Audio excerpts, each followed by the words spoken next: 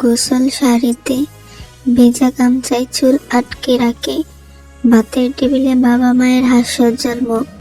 তে আর কথা বাড়ায় না, হাজারো কথা বলিতে আসে, অথচ তার মুখ ফুটে না। মনের সাথে পাল্লা দিয়ে ক্লান্ত সে। জঙ্কুক তার জীবনের প্রথম প্রেম, হোক না সেটা একপাক্ষিক, তাও প্রেম তো প্রেম। যার সাথে প্রেমের জ্বালাতন হয় সেই বুঝি একপাক্ষিক প্রেম কত কষ্ট। অন্যরা মুখে বলবে অন্যজন ভালোবাসে না, তাও বেহায়ের মতো পড়ে থাকে কেন?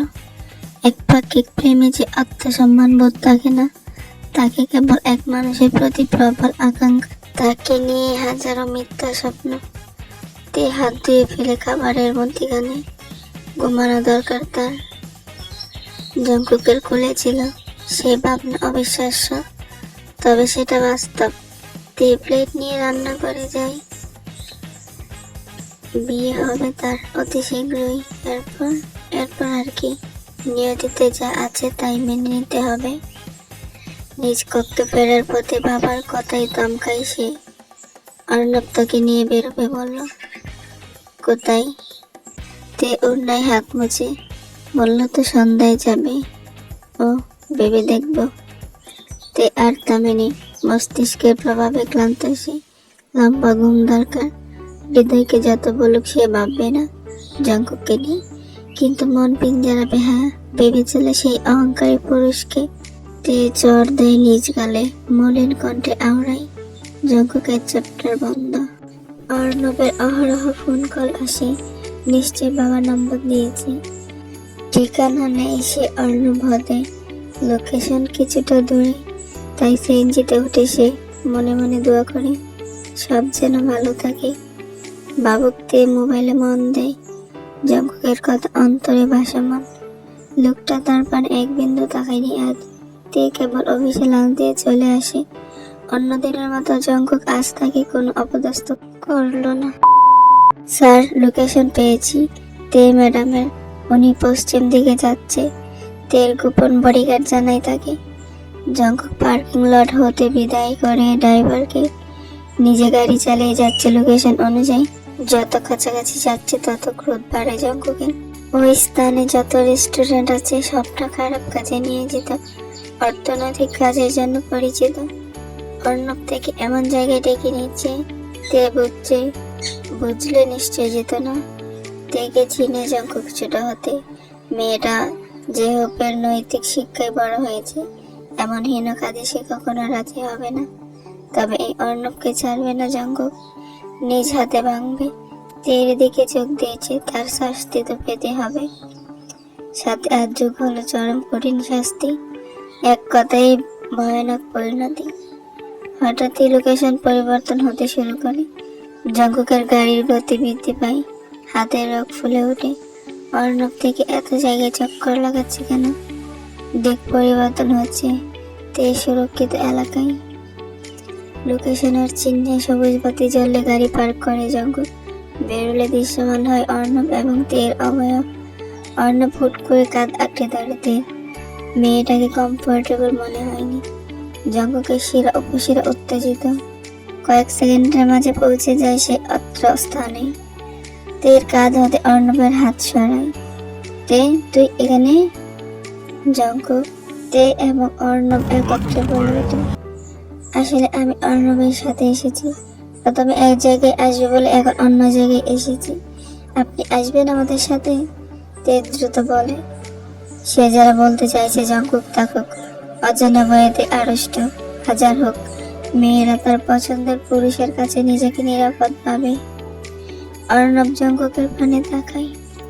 এক গোপন মেসেজ আসে তার নিকট স্থান পরিবর্তনের জন্য। জঙ্কুক আসতে পারে, অতএব সত্যি হয় তা। কোথায় ভেবেছিল ভর্তি করবে তের সাথে, হলো কই? অর্ণব চটে যায়। তার মুখ দেখে তে বুঝতে পারে অর্ণব নারাজ। সে কিছু বলার আগে তে আবার বলে, প্লিজ আসেন না, আপনি থাকলে আমাদের ভালো লাগবে জঙ্কুক। Jungkook sir. জঙ্কুক নিজের ধ্যানে নেই। সে সময় নিয়ে দেখছে তেকে। মেয়েটা ভয় পাচ্ছিল, তাকে দেখে যেন স্বস্তি ফিরে পেয়েছে। যেখানে তে জঙ্কুককে থেকে পালাই করে, আজ সে জঙ্কুককে নিচে থাকতে বলল। আরো খেয়াল করলো তে অর্ণব হতে তার পানে এগিয়ে আসছে।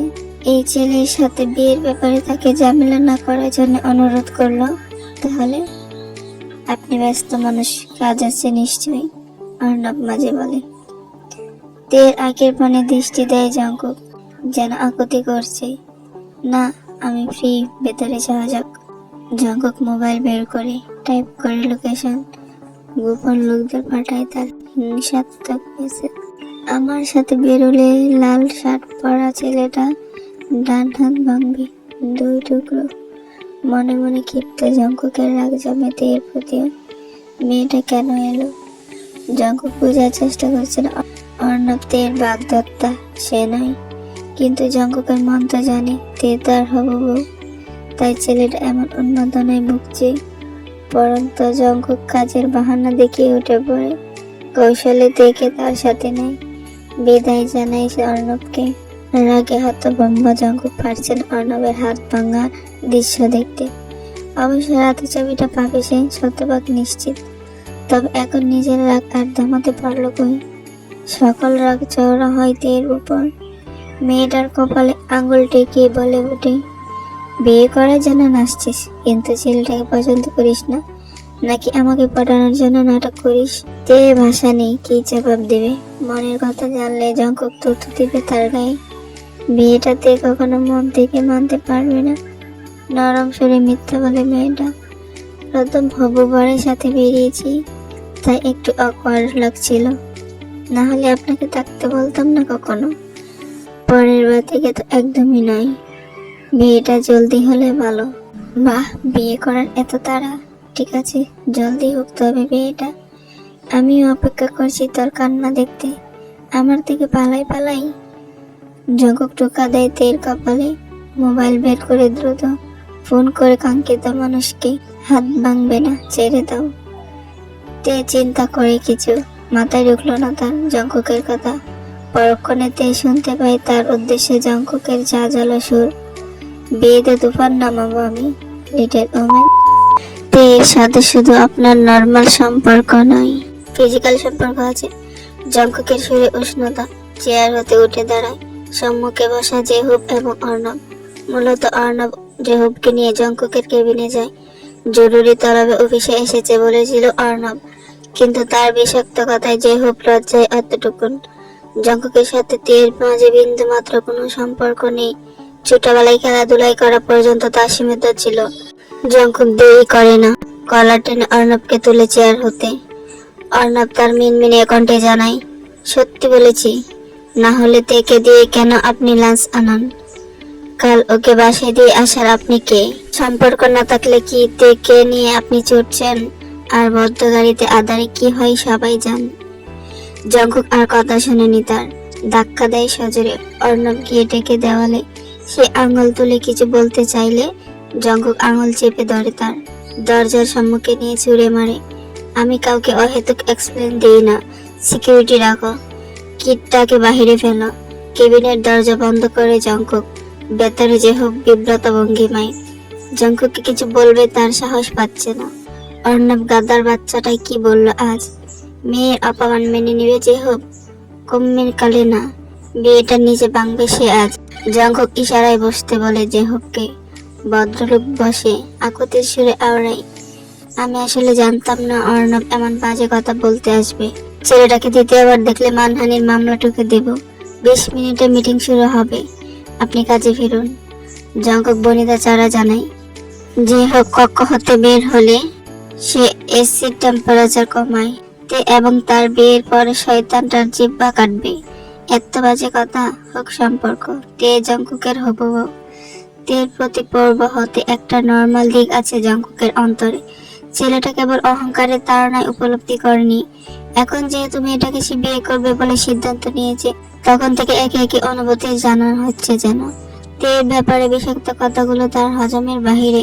একটা ছেলে কোনো মেয়ের প্রতি দুর্বল দিক তখনই বুঝতে পারে যখন সে মেয়েটার সাথে অন্য ছেলেকে মিশতে দেখে। জঙ্কুক সকল ভাবনা মাথা থেকে ফেলে মিটিং এর জন্য প্রস্তুতি নেয়। অর্ণব ছেলেটার জন্য সে স্বাস্থ্যের পরিমাণ বাড়াচ্ছে কেবল। মিটিং এ তেমন একটা মনোযোগ বসেনি জঙ্কুকের। হৃদয় তার তেতে মত্ত। অর্ণব নিশ্চয়ই বাজে কথাগুলো তেকেও বলেছে, মেয়েটা কি কেঁদেছে?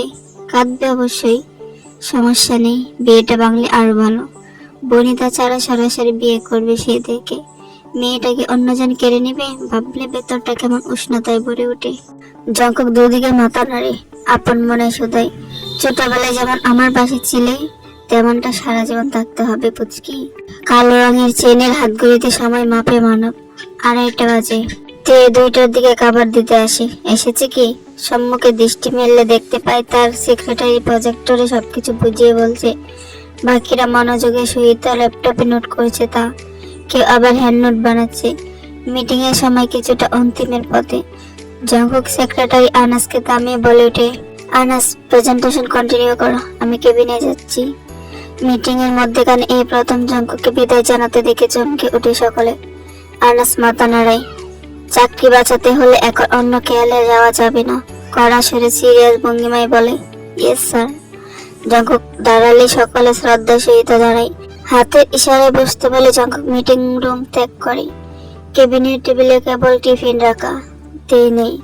জঙ্কক মোবাইল বের করে পকেট হতে ফোন করে থেকে, কিন্তু আফসোস মেয়েটা ধরেনি ফোন। কি হয়েছে তের? অর্ণব যদি তের মন খারাপের কারণ হয় তাহলে জঙ্কক অর্ণবকে ছেড়ে দিবে না এক বিন্দু। উল্টো হাঁটতে শুরু করে সে। উদ্দেশ্য পার্কিং এরিয়া। মেয়েটাকে যদি দেখতে পাই।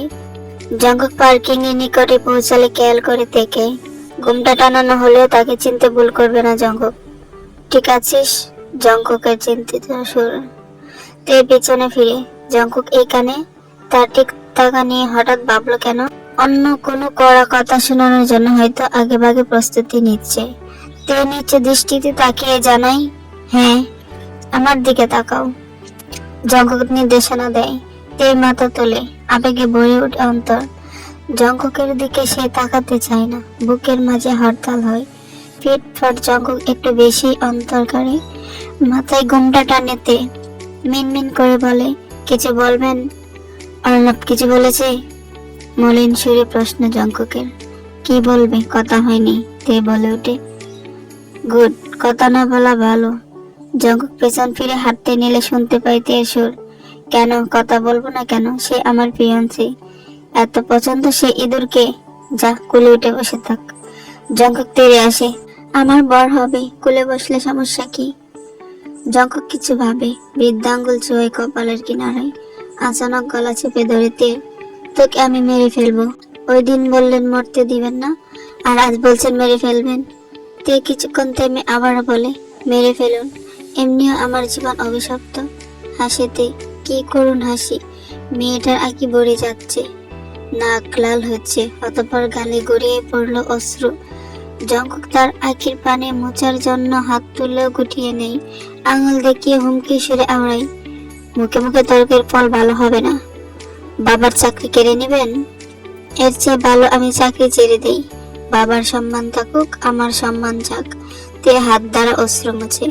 তুই জব চালে তোর বাবারটাও যাবে, চিন্তা করিস না। অদর বাঁকা করে জঙ্কক পায়ের গতি বাড়ায়। এসেছিল মেয়েটার খোঁজ নিতে, কিন্তু ফিরে যাচ্ছে হুমকি দিয়ে। ক্রোধ কন্ট্রোল হয় না তার। পরক্ষণ আঁকিতে তের মুখশ্রী ভাসলে বিড়বিড় করে বলে ওঠে, বিয়ে ঠিক হওয়ার পর তোর মুখ বড্ড চলছে। আমার সাথে বিয়ে হবে জানলে এই মুখেই আমার কাছে মাপ চাইবি।